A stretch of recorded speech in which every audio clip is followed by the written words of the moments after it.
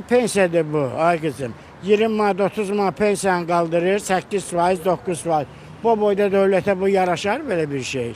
En minimalli insan burada 800 bin manattan aşağı pensiya almalıdır. Bu cürne gazı olan devlet, nefti olan devlet, kızılı olan devlet. Her şey var bu. Ne kadar 10 milyon ahalinin burada 3 milyon ahali var, 4 milyon. 3 milyon Rusya'da yaşayır, 1-2 milyon da haricdə. Nədir bu 5 milyonu burada bu devlet saxlayabilmir? Saxlayabilmir. Girsin dükkana görüm o 5 manatla o bazarlıq eləyə bilər orada. Bir dənə balnitsə gelirsən her yer platnadır, her yer platna. Bir dənə havayı bir şey yoktur. Sonuçta o da ağsaqqal da gedir. Görüm necə yaşayırlar. Cemaat sürünür burada kızım, bu yaşayış deyil. Baxsın Avropaya necə yaşayırlar insanlar. 300 necə manat, çox eləsin 3 gün, 4 gün. Toyuz adı demirəm, ha, giyimi demirəm. Heç yeməyə bu çatan şey deyil. 22 manat ətin kilosudur. Dərmanlar bir dənə apteka girirsən, burada aptek var, o tərəfdə.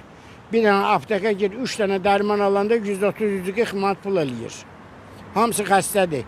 Yeməklər hamısı pis, giydirmə, hamısı pis yağlardan verilmiş insanlardır. İnsanlar burası da məhv edirlər burada insanları. Burada yani cemaat kırılsın, 1 milyon varlı devletli insanlar yaşasınlar. Necə o vaxtı Moskvada Luşkov mer Moskva derdi ki, Moskva для богатых людей. Для bogатых людей. Yerdə qalanlar hamısı çıxmalıdır, ölməlidir oblastda. Burada da bunlar belə şərait yaradırlar. Ya bunu prezident bilmir, ya prezidentin ətrafında olan insanlar bu təbəqəni yaradırlar. Mən bunun prezidentin günahkarı eləmirəm. Yerdə qalan aşağı təbəqələr bunu eləmirlər bunu. Hava yiyənləri hamısını otuzdurublar, besavadlar insanlar oturublar vəzifədə. 2 dənə, 3 dənə diploma olan insanların heç biri vəzifədə yoxdur. Hamısı çobanlardır. İnsan talihini həll edirlər bunlar. Kim də o insan talihini həll edir? Haranı qutarıblar olar? Hansı nə şeylə bilirlər olar?